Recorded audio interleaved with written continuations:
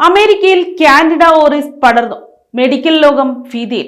കോവിഡിന്റെയും പനിയുടെയും പിന്നാലെ ലോകത്തെ വീണ്ടും മുൾമുനയിൽ നിർത്തിക്കൊണ്ട് അമേരിക്കയിൽ കാൻഡിഡ ഓറിസ് എന്ന മാരക ഫംഗസ് വ്യാപിക്കുന്നു.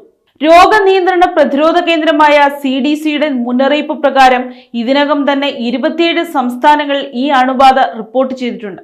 നിലവിലുള്ള മരുന്നുകളെയെല്ലാം ചെറുക്കാനുള്ള ശേഷിയുള്ളതിനാൽ മെഡിക്കൽ രംഗം വലിയൊരു വെല്ലുവിളി നേരിടുകയാണ്.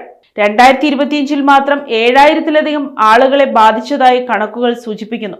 2016 അമേരിക്കയിൽ ആദ്യമായി കണ്ടെത്തിയ ഈ ആക്രമണാത്മക ഈസ്റ്റ് ചില വകഭേദങ്ങൾ സൂപ്പർ ബഗ് എന്ന പേരിൽ അറിയപ്പെടുന്നു. രക്തം, മുറിവുകൾ, ചെവികൾ എന്നിവിടങ്ങളിലാണ് പ്രധാനമായും അണുബാധയുണ്ടാകുന്നത്.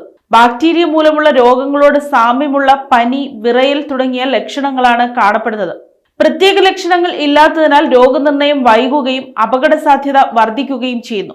രോഗപ്രതിരോധ ശേഷി കുറഞ്ഞവരിലും ദീർഘകാലം ആശുപത്രിയിൽ കഴിയുന്നവരിലും ഈ ഫംഗസ് മാരകമായി ബാധിക്കുന്നു.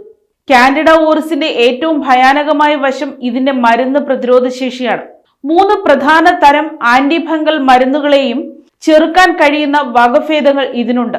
ഈ രോഗകാരി നിങ്ങളെ ബാധിച്ചാൽ അതിനെ ചെറുക്കാൻ നിലവിൽ ചികിത്സകളൊന്നുമില്ല, നിങ്ങളെല്ലാവരും ഒറ്റയ്ക്കാണ് എന്ന് സൗത്ത് കരോലിന സർവകലാശാലയിലെ പ്രൊഫസർ മെലിസ ലോളൻ മുന്നറിയിപ്പ് നൽകി.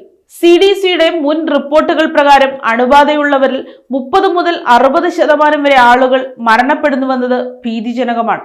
ശാസ്ത്രജ്ഞർ ചൂണ്ടിക്കാണിക്കുന്നത് ആഗോളതാപനമാണ് ഈ ഫംഗസിന്റെ വ്യാപനത്തിന് പ്രധാന കാരണമെന്നാണ്. സാധാരണയായി ഉയർന്ന താപനിലയിൽ ഫംഗസുകൾക്ക് മനുഷ്യ ശരീരത്തിൽ അതിജീവിക്കാൻ പ്രയാസമാണ്. എന്നാൽ ഭൂമിയിലെ വർദ്ധിച്ചു വരുന്ന ചൂടിനെ തുടർന്ന് ഇവ ഉയർന്ന താപനിലയോട് പൊരുത്തപ്പെടാൻ തുടങ്ങി. ഇതോടെ മനുഷ്യ ശരീരത്തിലെ ചൂടിനെയും പ്രതിരോധിച്ച് വളരാൻ ഇവയ്ക്ക് സാധിക്കുന്നുവെന്നത് മൈക്രോബയോളജിസ്റ്റ് വ്യക്തമാക്കി. അധിക പ്രതിരോധശേഷിയുള്ള ഈ ഫംഗസിനെ തടയാൻ അമേരിക്കയിലെ ആശുപത്രികളും നഴ്സിംഗ് ഹോമുകളും കഠിനമായ പരിശ്രമത്തിലാണ്. രോഗവ്യാപനം നിയന്ത്രിക്കാൻ ശക്തമായ മുൻകരുതലുകളും നിരീക്ഷണ സംവിധാനങ്ങളും നടപ്പിലാക്കുന്നതായി അധികൃതർ അറിയിച്ചു. News desk, Kottarakkara media.